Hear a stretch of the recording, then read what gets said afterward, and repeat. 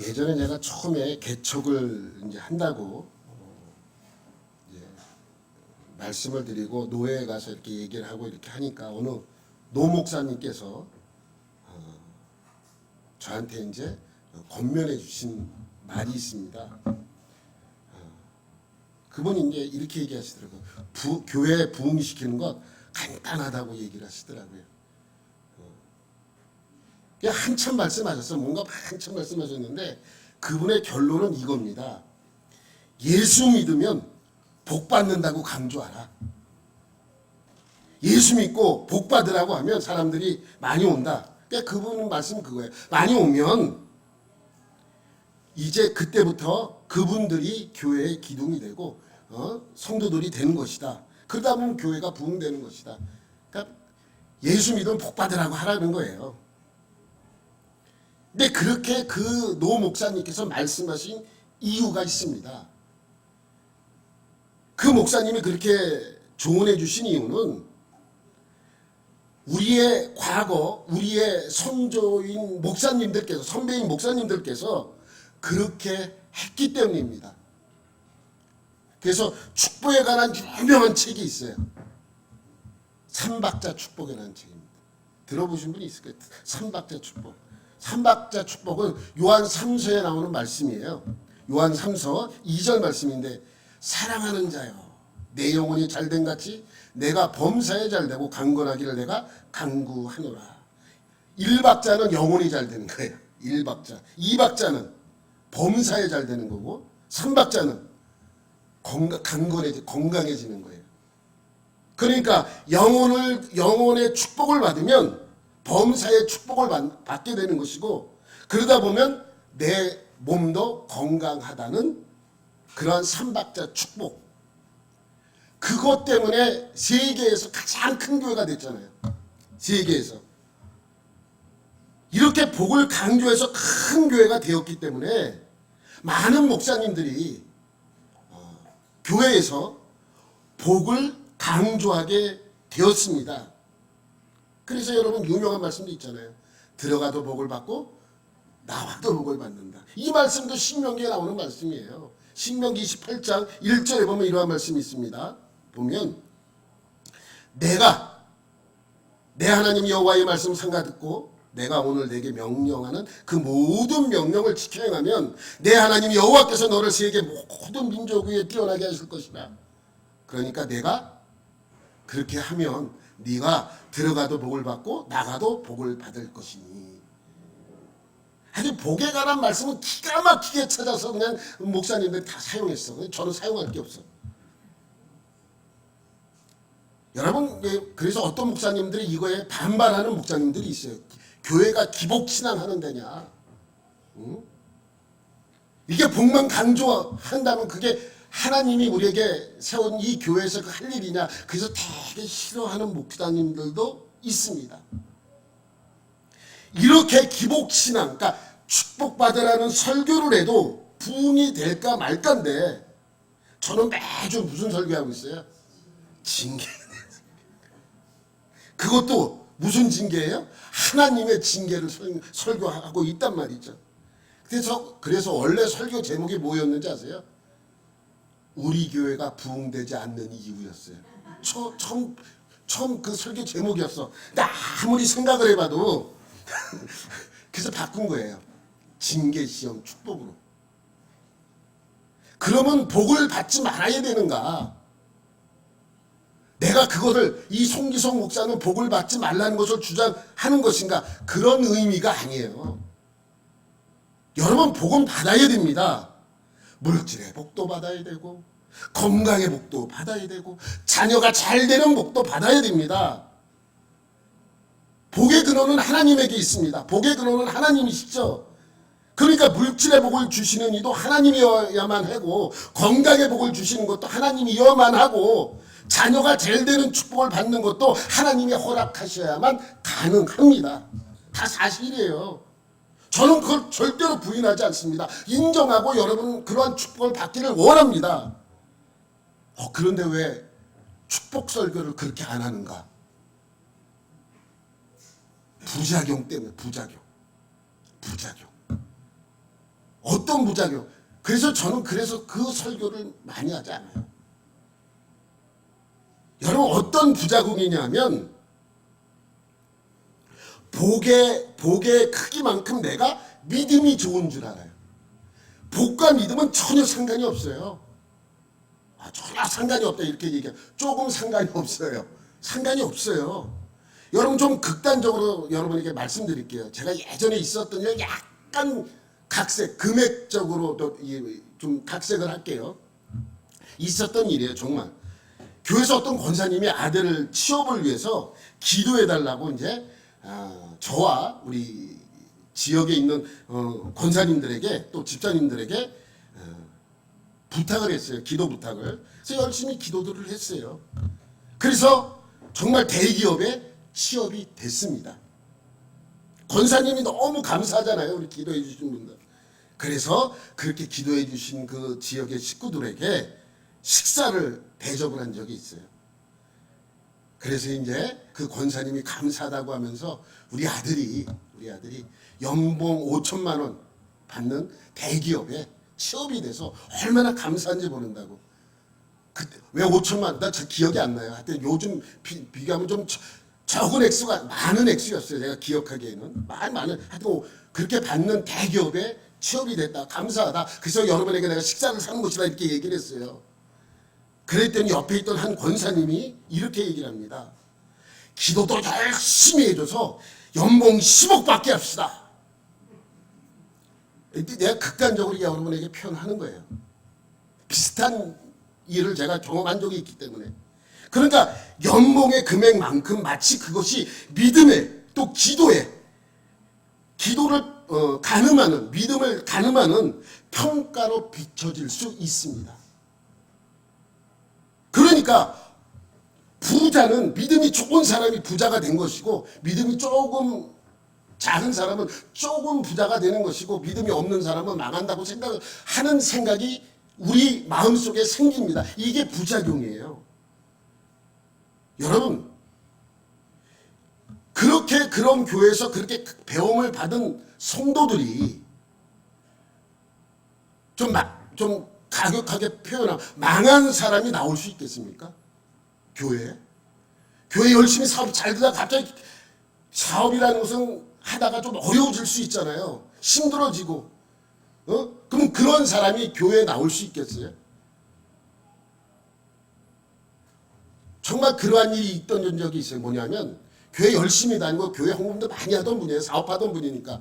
근데 갑자기 그 밑에 직원이 일도 잘못한 게 아니에요. 밑에 직원이 돈을 다 먹었어요. 다 빼돌리고 나중에 아는 순간 이거 소송에 걸려. 그러니까 소송 걸어서 그거를 해결하기 위해서 이렇게 하다 보니까 너무 힘들어지고 이렇게 되가 하다 보니까 이게 부도가 나버린 거예요. 회사가. 그런 분이 회사가 부도가 난 분이 계속해서 그 교회에 다닐 수 있겠습니까? 맨날 축복 강조하고 마치 믿음과 복 받는 것에 상관관계가 있는 것처럼 그렇게 설교를 들은 사람이라면 그 교회 절대로 못 나오죠. 그래서 교회 안 나오신 분이 있어요. 그래서 이게 부작용이죠. 여러분 개척교회 목사들도 똑같습니다. 교회 크기로 목사의 믿음과 능력을 평가합니다. 정말 그래요. 우리 모이면 좀 큰 교회 담임하는 우리 동기들 목사는 큰 소리 치고 저 같은 사람들은 그래서 안 나가죠. 응? 여러분 평신도들도 개척교회 목사는 무시해요. 어느 분 만났는데 얘기를 하다가 제가 개척교회 한다니까 대부분 무슨 소리인지 알아요? 솔직하게 얘기해요. 저는 지구촌 교회 나가는데. 그래서 지구촌 교회 나가면 뭐? 지구촌 교회 나가면 다 믿음이 크고 다 구원 받는 거예요? 여러분 저는 예전에 되게 기분 나쁜 적이 있어요. 지금은 이제 안 그러니까. 여기는 우리 교회 성도니까. 나는 이 설교 요 부분을 지구촌 교회 담임 목사가 꼭 들었으면 좋겠어요. 무슨 일이 있었냐면 우리가 새벽 예배 이제 힘을 많이 쏟고 할 이제 초기에 어느 한 주간에 갑자기 성도들이 확 늘어났어요. 확 늘어났어. 그래서 난 속으로 마음이 기뻤죠. 새벽 예배라도 부흥이 돼서 갖고 확 늘어난 그 성도들을 이제 그 흥분되게 설교를 하고 있는데 나중에 알고 보니까 지구촌 교회에서 일주일간 새벽 예배를 안 한 거예요. 그리고 가까운 교회 다 나가라고. 가까운 교회. 아니 지 편하자고. 그러면 그 성도들이 그 가까운 교회 나갑니까? 나가겠죠. 일주일 동안만. 그럼 저같이 오해를 하게 된단 말이죠. 심 빠지는 일이에요. 그거는 개척교회를 도와주는 것이 아닙니다. 여러분, 마치 모든 성도들이 큰 교회에 나가면 자기 믿음도 큰 줄 착각을 합니다.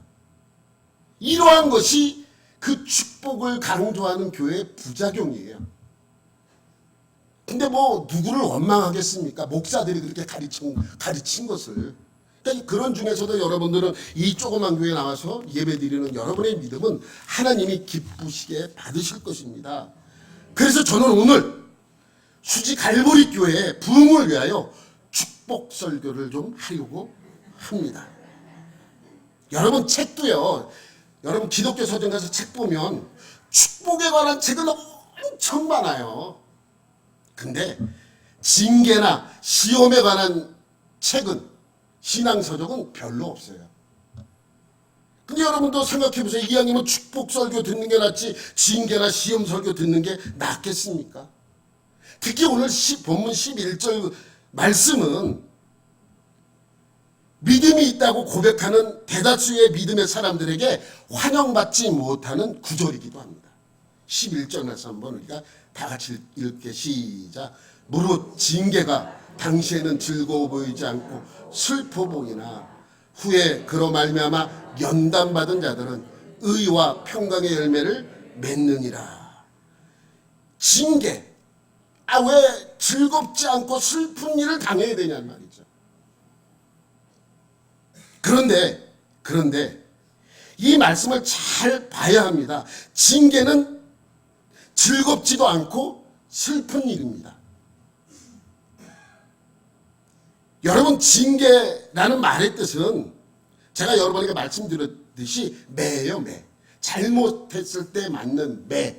근데 그 매를 그냥 매라 그러면 안 되고 사랑의 매라고 해야 된다고 말씀을 드렸습니다. 근데 사랑의 매는 매죠. 즐겁고 기쁜 일이 아닙니다. 슬픈 일이에요. 내가 누구에게 내가 잘못해서 맞는 매라 할지라도 그것은 슬픈 일이고 결코 즐거운 일이 될 수 없는 것입니다. 그런데 우리가 여기서 주목해서 봐야 될 구절이 있어요. 그게 뭐냐면 넘겨보세요. 그게 뭐냐면 후에 그로 말미암아라는 단어입니다. 후에 그로 말미암아. 이 말씀은 우리 있다는 것에 대해서 우리는 하나님께 감사해야 됩니다. 왜냐하면 징계로 끝나는 것이 아니기 때문입니다. 여러분 징계는 파이데이아라고 여러분에게 몇 번이나 말씀을 드렸습니다. 파이데이아는 벌을 주는 것이 목적이 아니라고 말씀드렸어요. 뭐예요? 다시는 그런 실수를 범하지 않고 잘되게 하기 위하여 우리에게 징계를 내려주는 그 단어 파이데이아라고 말씀을 드렸습니다. 그래서 후에 그로 말미암아라는 말씀은 징계를 받은 사람들이 얻어지는 것이 무엇인가를 우리에게 보여주고 있는 말씀입니다. 그러니까 연단받은 자들, 징계를 받아서 연단받은 자들에게 임하는 것이 뭐예요? 의와 평강의 열매인 것입니다. 그렇기 때문에 징계는 축복입니다. 징계는 축복이에요. 여러분 제가 지난 몇 주 동안에 징계에 대해서 계속 여러분에게 말씀을 드렸습니다. 징계라고 번역된 헬라어는 파이데이아라고 말씀을 드렸어요. 여러분 이 파이데이아는 넘겨봐봐요. 파이데이아는 정확한 뜻을 우리 한글에는 없어요. 영어에도 없고 한글에도 없다고 말씀을 드렸습니다. 파이데이아는 여러 의미가 함축되어 있는 단어이기 때문에 단어인데 이 단어를 가장 쉽게 이해를 하려면 아까 말씀드렸던 매, 사랑의 매 라는 의미로 이해를 해야 하는 것이죠. 근데 그냥 사랑의 매가 아니라 잘못했을 때 맞는 사랑의 매예요. 이 개념이 이 안에 담겨져 있어요. 잘못했을 때 혼나야 돼. 근데 혼나는데 그냥 혼내는 것이 아니라 사랑으로 혼내는 거예요. 그래서 파이데아는 징계이지만 사랑하는 마음이 담겨져 있어야 한다고 여러분에게 설명을 드렸습니다. 근데 지난주에 말씀드렸듯이 사랑도 그냥 사랑이 아니에요. 아가페적 사랑. 다시 말하면 희생적이고 무조건적이고 부모님의 사랑과 같은 사랑이어야 한다고 말씀을 드렸습니다. 여러분, 이 오늘 본문 10절 앞절에는 9절 말씀이 있는데 9절 말씀에 보면 아버지의 사랑과 하나님의 사랑을 비교하는 내용이 나옵니다. 9절 말씀에 보면 육신의 아버지와 영의 아버지 하나님을 비교해 설명하고 있습니다. 그런데 이 9절 말씀 이후에 10절에 뭐라고 기록되어 있어요? 10절 말씀 넘겨봐요. 그들은 이라고 나와요. 그들은. 그래서 10절에 나오는 그들은 누구예요? 육신의 아버지예요. 그들은 잠시 자기 뜻대로 우리를 징계하였거니와. 누가? 육신의 아버지. 자기의 뜻대로. 왜 자기의 뜻대로 우리를 징계를 하냐면 자기 자식이 잘 되게 하기 위하여 징계를 한 거라고 말씀을 드릴 수가 있는 것이죠. 근데 여기서 그들이라는 말을 우리가 잘 이해를 해야 합니다. 그들. 그러니까 그들, 육신의 아버지와 우리가 믿는 하나님 아버지는 같은 의미를 담고 우리를 징계를 하지만 같은 사랑을 갖고 있지만 같지 않다는 것입니다. 그러니까 육신의 아버지와 영의 아버지, 하나님 아버지는 같은 의미를 담고 있지만 같지 않다는 것입니다. 아, 그게 무슨 말인가? 들어보면 아세요. 이 말씀을 잘 이해를 해야 되는데, 여러분, 어떤 사람이 헌신적으로 누구를 사랑해, 헌신적으로. 그러면 우리는 그렇게 얘기할 수 있어요. 저 사람은 참, 부모님 같이 저 아이들을 사랑하네. 라는 표현을 씁니다. 근데 그 사람이 아무리 사랑해도 누구만 못한 거예요? 부모님의 사랑만큼은 못하는 거예요. 아무리 고아원 원장이 헌신적으로 아이들을 사랑. 그렇지만 왜 부모님 사랑과 비교를 하고 있는가? 하나님의 사랑을 표현하기에 그만한 표현할 수 있는 단어가 그것밖에 없기 때문에 그런 거예요. 최고로 비슷한 단어가 바로 그것이기 때문입니다. 여러분, 왜 부모님의 사랑, 희생적이고 무조건적인 그 사랑과 하나님의 사랑을 비교하면서도 그 비교가 하나님의 사랑만큼 못하다는 것을 설명하고 있는, 우리 10절 말씀 한번 다시 한번 볼게요. 10절을 넘겨봐봐요. 그들은 잠시 자기의 뜻대로 우리를 징계합니다. 여러분 자녀들을 한 번씩은 한 번 이상은 한 번도 아이들을 혼내지 않은 분은 없을 거예요. 한 번 이상은 다 혼냈을 것입니다. 근데 그것이 누구의 판단에 의해서 그 아이를 혼내게 됩니까? 내 판단이에요. 내가 볼 때 전 잘못됐어. 그럼 그 아이를 혼냅니다. 사랑의 매를 들어요. 그렇게 징계하는 이유는 뭡니까? 그 아이가 잘되게 하기 위해서 그렇습니다. 누구 기분에 따라서? 내 기분에 따라. 그냥 내 기분에 따라서 그러는 거예요. 부모님은 전혀 아이들을 혼낼 때 나쁜 의도로 혼내지 않아요. 어느 한 분이라도 그분이 이상한 병을 갖고 있지 않는 한은 나쁜 의도를 가지고 아이들을 혼내지 않습니다. 내 자녀라면 다 잘되게 하기 위하여 혼내고 사랑의 매를 드는 것이죠. 그런데 그 사랑의 매를 맞은 아이는 그걸 잘 몰라요. 그러니까 부모는 사랑의 매를 때렸는데 그 아이를 받을 때는 도구로 받아들일 수 있어요. 독의 매. 그러니까 사랑의 매를 받으면 내가 정신 차리고 잘해야 되는데 그렇지 않고 더 잘못된 길로 빠지는 수가 있단 말이죠. 이것이 그 부모님이 자기 생각대로 그 아이를 징계하는 결과를 얻을 수가 있습니다. 다시 한번 우리 말씀 한번 볼게요. 그 위인 말씀. 위. 그렇죠. 그래서 자기 뜻대로란 말을 강조하고 있는 거예요. 자기 뜻대로. 부모는 하나님의 말씀같이 하나님의 사랑을 갖고 자녀를 혼내지 않아요. 절대로. 내 생각과 내 판단에 의해서 아이를 혼내는 거예요. 그런데 그 징계를 가지고 아이들이 잘 될 수도 있고 만에 하나 아이가 잘못될 수도 있다는 거예요. 그런데 넘기고 아까 말씀 그렇지. 하나님은 우리의 유익을 위하여라고 표현하고 있는 것입니다. 우리의 유익을 위하여. 여러분, 하나님이 우리의 유익을 위한다고 말씀하시면 그것은 우리의 유익을 위한 것이에요. 어떠한 경우도 하나님은 우리를 유익하게 하지 않는 경우가 없는 것이죠. 그래서 하나님의 징계는 한 가지예요. 우리를 유익하게 하기 위해서. 그래서 이것을 우리가 잘 보고 이 말씀이 우리에게 주는 의미가 무엇인지를 알아야 합니다. 그런데 하나님이 우리에게 징계를 주시는 이유는 어떠한 유익이 우리에게 임하는 거예요? 넘겨봐봐요. 또 하나 더. 그의 거룩하심에 참여하게 하기 위해서입니다. 그의 거룩하심. 여러분, 하나님이 우리를 징계하시는 이유는, 사랑의 매를 드는 이유는 우리를 잘되게 하기 위해서입니다. 그 결과가 그의 거룩하심에 참여하게 하는 것입니다.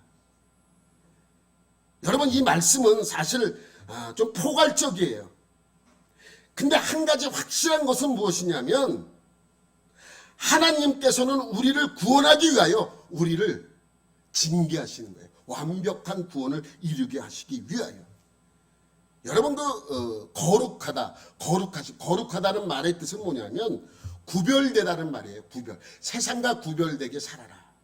세상은 죄악 속에 있지만 너희들은 거룩하게 살아. 죄와 상관없이 살아라. 구별되게 살아라라는 말씀이 바로 거룩하라는 그러한 단어의 뜻입니다.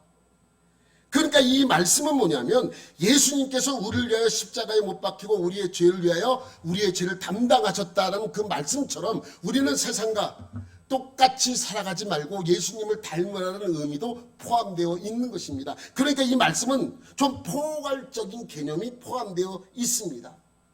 한 가지 중요한 것이 있어요. 하나님이 우리를 징계를 주시는 이유는 우리를 축복하기 위해서입니다. 이걸 모르면 이 말씀이 이해가 안 되는 거예요. 아까 우리가 읽었던 11절 말씀도 마찬가지입니다. 11절 말씀. 무릇 징계가 당시에는 즐거워 보이지 않고 슬퍼 보이죠. 후에 그로 말미암아 연단받은 자들은 의와 평강의 열매를 맺게 되어 있습니다. 여러분, 의와 평강의 열매가 무엇입니까? 여러분, 헬라어 원어를 보면 평강은 형용사로 되어 있고 의는 명사로 되어 있어요. 근데 이거는 의의 열매, 평강의 열매 이렇게 느껴질 수가 있어요. 그런데 의의 열매, 평강의 열매가 아니라 이거를 헬라어를 직역해서 보면 평화로운 의의 열매예요. 평화를 가져다주는 의의 열매, 뭐 이렇게 해석할 수 있겠죠. 그러니까 평화로운 의의 열매는 무엇이냐는 거죠. 꼭 열매, 그러니까 우리는 열매 그러면 제일 먼저 떠오르는 게 뭐예요? 성령의 열매가 떠오릅니다. 성령의 열매처럼 내가 뭔가를 맺어야 되는, 근데 그런 의미가 아니에요. 그런 것과는 전혀 다릅니다. 성령의 열매와는 다릅니다. 여기서 말하는 평화를 주는 의의 열매는 징계를 통하여 얻어지는 것이에요. 징계를 통해서만 얻어지는, 맺어지는. 그러니까 징계의 결과물이 뭐예요? 의와 평강의 열매입니다. 뭐를 통해서만 얻어져요? 징계를 통해서만 얻어지는 것입니다. 여러분, 이런 거예요. 되게 어렵지 않아. 보세요. 제가 지난주에 짜장면집 예를 들었어요. 짜장면 뛰어다니는 거를 보고 아버지가 화나서 이 짜장면을 들어서 가게 얼굴에다 확! 그 예를 들은 거 기억나시죠? 근데 여러분, 그러한 징계를 받았어요, 내가. 그러면 아버지가 그러한 징계를 줌으로써 그 아이에게는 뭐가 생긴 거예요? 짜장면집 가서 떠들고 뛰어놀면 다른 사람들에게 피해를 주면 내가 이러한 징계를 받는다는 그러한 결과물이 있어요. 그 아이에게는. 그래서 다음에 식당에 짜장면집도 갔어요. 그럼 이 아이는 뛰어다닐까요? 떠들까요? 안 떠들까요? 뛰어다닐 수도 있어요. 뛰어다닐 수 아이들이니까. 근데 똑똑한 아이라면 내가 지난번에 여기 와서 뛰어다니고 떠들었더니 아버지가 나를 짜장면을 엎었지. 내가 또 뛰어다니고 떠들면 뭐예요? 짜장면이 또 날라올 수 있겠다라고 생각을 할 거예요. 그죠? 그러면 내가 여기서 떠들면 또 이렇게 혼날 수도 있겠구나. 그러면 내가 뭐 해야 돼요? 떠들지 말고 뛰어다니지도 말아야 되겠다. 가만히 앉아서 조용히 짜장면을 먹어야 되겠다. 이렇게 생각을 할 거예요. 그러면 내가 뛰어다니지 않고 떠들지 않으면 나에게 그러한 징계가 임하지 않는다는 확신이 있습니다. 그럼 나는 떠들지 않고 뛰어다니지 않으면 내게는 뭐가 있는 거예요? 평화로움이. 난 뛰어다니지도 않고 떠들지도 않으면 내게 그러한 징계가 임하지 않아. 라는 평화가 있는 거예요. 그것을 오늘 이 말씀에 가르쳐 평화를 가져다주는 의의 열매예요. 의와 평강의 열매. 얼마나 평화롭게. 난 떠들지만 않으면, 내가 뛰어다니지만 않으면 내게는 그러한 징계가 없어. 라는 평화가 내 안에 있습니다. 그것을 의미하는 거예요. 그러니까 의와 평강의 열매는 바로 그런 것입니다. 징계를 통해서 배우는 것, 얻어지는 것을 뜻합니다. 이것을 열매라고 표현하고 있는 것이죠. 그래서 앞서 뭐라고 설명하고 있는 거예요? 후에 그로 말미암아 연단받은 자들은, 후에 그러니까 연단받은 자들에게 임하는 것이, 연단받은 징계를 통해서 연단을 받은 자들에게 임하는 것이 의와 평강의 열매라고 설명하고 있는 것입니다. 여러분, 이 연단이라는 말에 우리가 주목을 해야 돼요. 이 연단은 어떤 훈련하다, 뭐 이런 뜻, 단련하다.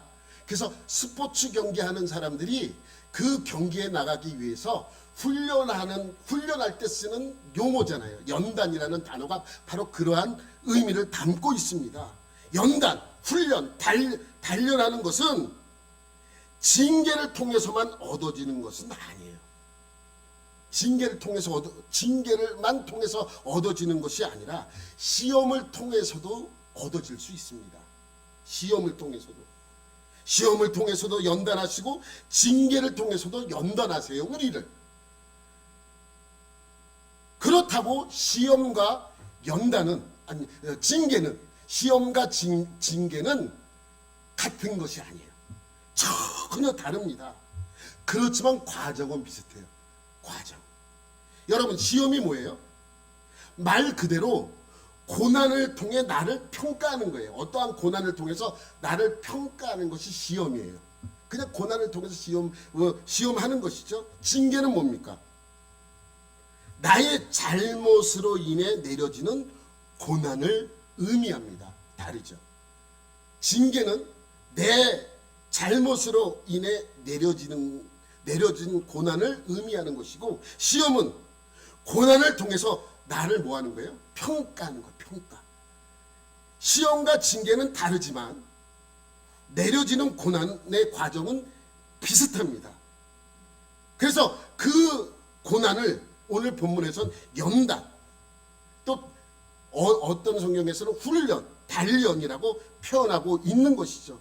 그러니까 훈련, 연단을 통해서 그것으로 인하여 결국 내게 얻어지는 것이 바로 복이라는 것입니다. 그렇지만 결과물은 같아요. 과정과 결과물은 같은데 시험과 징계는 전혀 다릅니다. 예를 들어서 여러분, 시험 그러면 누가 떠오릅니까? 성경에서 가장 시험 받은 사람 욥이에요. 누가 뭐래도 욥을, 시험 그러면 100이면 100, 다 욥을 생각할 것입니다. 욥이 받은 것은 징계가 아니에요. 뭐예요? 시험이에요. 시험. 사탄이 시험하잖아요. 욥이 괜히 하나님을 경외합니까? 하나님 축복해 주셔서 그런 거 아닙니까? 그랬더니 그럼 네가 가서 시험해봐라. 그래서 시험이 내려지는 것이죠. 시험이 내려지면서 욥이 무엇이 시작이 돼요? 고난이 시작이 되는 것입니다. 욥은 모든 것을 다 잃었어요. 재산도 잃고 모든 자녀들도 다 죽고 몸은 발바닥에서 정수리까지 종기가 나서 깨진 그릇으로 몸을 긁었어요. 피부병이죠. 이건 말해 피부병입니다. 욥기 2장 7절 8절 말씀 시작. 사탄이 이에 여호와 앞에서 물러가서 욥을 쳐서 그의 발바닥에서 정수리까지 종기가 나게 한지라. 욥이 제 가운데 앉아서 7그릇 조각을 가져다가 몸을 긁고 있더니, 여러분, 아유 겨우 뭐 종기 난 것 같고 이렇게 생각할 수 있죠. 당시에는 이 피부병이 불치병이에요. 불치병. 여러분 레위기에 보면 위장병에 대해서 논하지 않아요. 위장병 뭐 그렇게 중요하게 말씀하신 적도 없고 다른 병도 마찬가지예요. 제일 중요하게 다루는 병이 피부병이에요. 여러분 뭉둥병이라고 번역된 이 말씀도 사실은 원어에 보면 뭉둥병이라는 단어가 없어요. 그냥 악성 피부병이에요. 악성 피부병. 이걸 이제 어떤 거는 뭉둥병으로 번역해 놓은 것도 있지만 사실은 그런 의미가 아니라 악성 피부병을 가리켜 말씀하고 있는 것입니다. 그래서 레위기에서 가장 많이 다루는 병이 피부병이에요. 레위기에서 가장 많이 다루는 병이 피부병이에요. 고로 피부병 당시에 무슨 병이에요? 불치병이에요. 불치병. 여러분 조선시대에 왕들이 가장 많이 걸렸던 병들이 있어요. 왕들이 걸렸던 병들 중에서 많이 걸린 병이 뭐냐면 당뇨병도 많이 걸렸대요. 당뇨. 세종대왕은 비만에 당뇨 걸렸었다고 기록에 남아있어요. 그러니까 당뇨는 왜 걸리냐? 운동하지 않으면 걸려요. 그리고 또 그것보다 더 많이 왕들이 걸린 병이 있어요. 피부병이에요. 저 맨날 보면 사극 보면 못 짜내요. 종기 짜내고 있잖아요. 그래서 법의학자가 나와서 얘기하는데 우리 인간들이 발명품 중에 우리 피부에 아주 도움이 되는 발명품이 하나가 있대요. 그것 때문에 피부병이 많이 없어졌대. 뭔지 아세요? 어떤 분은 약이라 그러고 어떤 분은 비누래요. 비누가 피부에 묻어있는 이 안 좋은 균들, 바이러스들을 다 닦아내 준대요.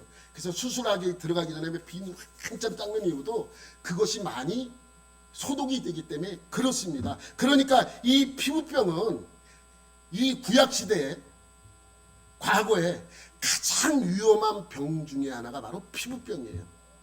근데 지금 욥이 그러한 피부병, 불치병에 걸린 거예요. 고칠 수 없어요. 지금은 약 먹으면 다 모든 것이 없어지지만 이 당시엔 약이 없었잖아요. 그러니까 병이 나면 이걸 어떻게 더 이상 퍼지지 않게 관리하느냐가 문제인데 이미 욥은 발바닥에서 어디까지? 정수리까지. 온몸이 다 피부병 걸렸어요. 그러니까 이제 죽을 날만 기다리고 있는 거와 마찬가지입니다. 아무것도. 근데 아내는 하나님의 저주나 받고 나가 죽으라고 욕하고 떠나잖아요. 이제 병든 욥에게는 남은 것이 아무것도 없어요. 이렇게 살아가는 하루하루가 하나님의 연단이라고 욥은 고백합니다. 23장 10절 말씀. 그러나 내가 가는 길을 그가 하시나니 그가 나를 단련하신 후에는 내가 순금같이 되어 나오리라. 단련하신 후에는. 그러니까 이 욥은 이것이 하나님이 나를 단련하기 위해서 이러한 고난을 내려주신다라고 스스로 알고 있었습니다. 그렇게 연단하신 다음에 욥이 어떻게 되었어요? 하나님께서 갑절의 축복을 내려주셨습니다. 42장 10절 말씀. 욥이 그의 친구들을 위하여 기도할 때에 여호와께서 욥의 공경을 돌이키시고 여호와께서 욥에게 이전 모든 소유보다 갑절이나 주시는지라. 시험을 통해서 내려진 것은 축복이에요. 시험을 통해서 이러한 복을 주셨지만 뭐를 통해서도 우리에게 이러한 복을 주십니까? 징계를 통해서도 이러한 복을 내려주십니다. 징계는 다시 말씀드리지만 시험과는 다릅니다. 징계는 내가 행한 죄와 잘못 때문에 임한 고난입니다. 이것을 잘 극복하고 연단되어져야만, 훈련되어져야만 시험을 통과했을 때에 얻어지는 복과 비슷한 복이 임하는 것입니다. 그것을 오늘 본문에서는 어떠한 복이 임하는가? 의와 평강의 열매라고 말씀하고 있습니다. 여러분, 바울을 한번 생각해보세요. 바울은 예수님을 만나기 전에 그리스도인들을 잡아서 박해를 했어요. 찾아내서 박해했던 자입니다. 그래서 그들을 잡아 죽이려고 다메섹에 가는 도중에 예수님을 만나죠. 예수님을 만나서 어떻게 됐어요? 변화받았죠. 그런데 눈이 멀었어요. 이것은 예수님을 박해한 죄에 대한 징계예요. 눈이 먼 것은. 이런 징계를 바울은 평생 가지고 살았어요. 그래서 바울도 고백해요. 고린도 전서에 보면 너무 자만하지 않게 하기 위해서 내 육체에 뭘 주었다 그래요? 가시, 곧 사탄의 사자를 주었다라고 고백을 합니다. 그러니까 바울은 평생 육체의 가시를 가지고 살아갔어요. 왜? 징계를 받은 거예요. 이 징계. 근데 이 징계는 벌을 준 게 아니라 뭐예요? 파이데이야. 그래서 그가 이 세상에 죽을 때까지 이 징계를 가지고 살아갈 수밖에 없었죠. 그런데 죽고 난 뒤에 그 징계에서 벗어날 수 있었습니다. 그래서 바울은 어떤 고백을 합니까? 디모데후서 4장 6절 8절 제가 좋아하는 구절인데 전제와 같이 내가 벌써 부어지고 나의 떠날 시각이 가까웠도다. 나는 선한 싸움을 싸우고 나의 달려갈 길을 마치고 믿음을 지켰으니 이제 후로는 나를 위하여 의의 면류관이 예비되었으므로 주고 의로우신 재판장이 그날에 내게 주실 것이며 내게만 아니라 주의 나타나심을 삼하는 모든 자에게도 의의 면류관.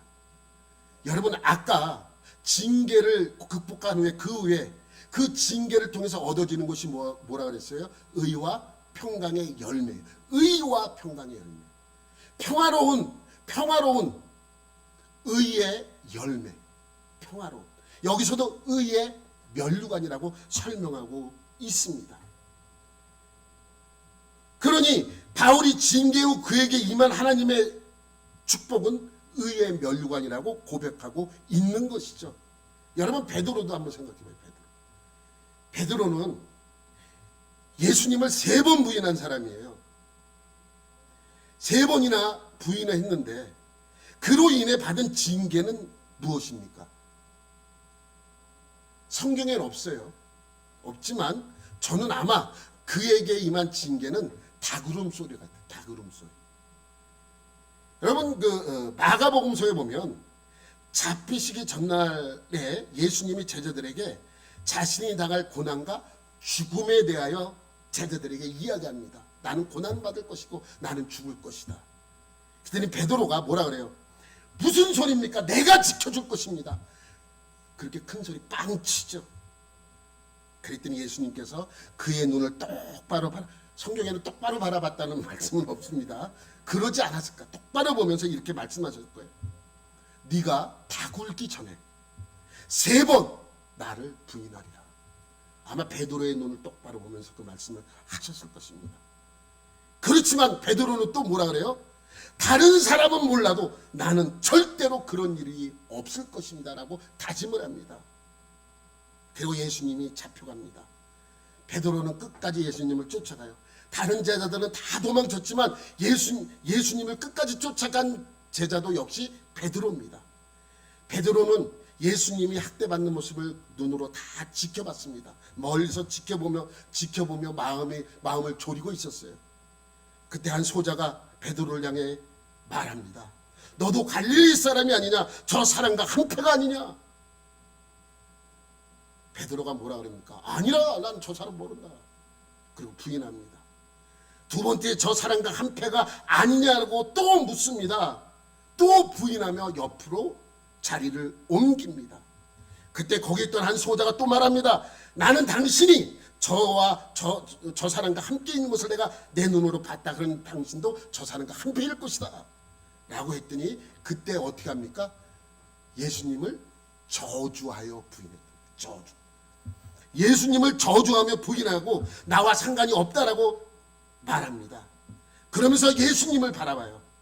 그때 아마 예수님과 눈이 마주쳤을 거예요. 그러면서 닭이 3번 울었을 것입니다.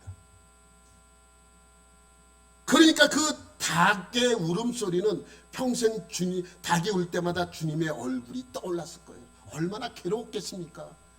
닭이 가끔가다 있는 동물입니까? 동네마다 있는 동물이 바로 닭 아닙니까? 아침마다 꾹꾸덕 우는 것이 바로 닭 아닙니까? 그 닭이 울 때마다 무슨 생각이 떠올랐겠습니까? 베드로는 평생 예수님의 그 얼굴, 고난받았던 그 얼굴, 네가 나를 닭 울기 전 3번 나를 부인하리라 한 그 얼굴이 평생 닭이 울 때마다 베드로는 그 얼굴이 생각났을 것입니다. 아마 1, 2년이 그러다가 말았던 것이 아니라 한번 생각해보세요. 베드로는 평생 그 울음소리가 들릴 때마다 예수님의 얼굴이 생각나면서 그 고통을 느꼈을 것입니다. 근데 그 징계는 그 베드로나 바울에게 나쁜 것으로 악으로 다가온 것이 아니라 그에게 좋은 것으로 열매를 맺게 되는 것이죠. 왜? 그것은 파이데이아이기 때문입니다. 그러니까 결국 그 파이데이아는 베드로를 베드로 되게 만든 것이죠. 여러분, 시험과 징계의 차이가 무엇입니까? 그래서 내가 생각을 해봤어요. 징계와 시험의 차이는 무엇인가? 생각을 하다 보니까 이런 생각이 들어요. 시험은요, 약으로 비유할게요. 시험은 아주 쓴 보약이에요. 아주 쓴 보약. 징계는 아주 쓴 치료약이에요. 징계는 내가 병이 걸렸기 때문에 먹어야 되는 약과 같은 거죠. 근데 시험은 아니에요. 내가 병이 안 걸렸지만 내 몸을 보호하기 위하여 먹는 그러한 쓴 보약과 같은 거예요. 어쨌든 잘 먹으면 보약이 됐든 치료약이 됐든 나에게 뭐가 됩니까? 유익이 되는 것입니다. 약이 되는 것이죠. 그러므로 시험이나 징계는 나에게 뭐가 되는 거예요? 결국 축복이 되는 거죠. 축복.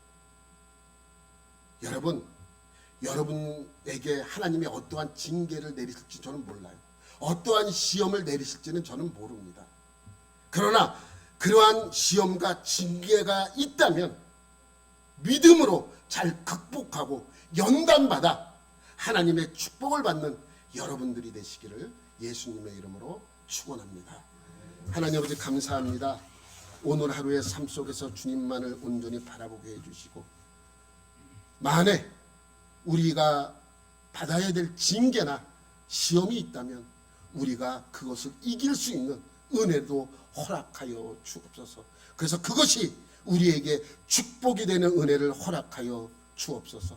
우리 모두에게 그러한 은혜를 허락하여 주실 줄 믿고 감사드리며 예수님의 이름으로 기도드립니다. 아멘.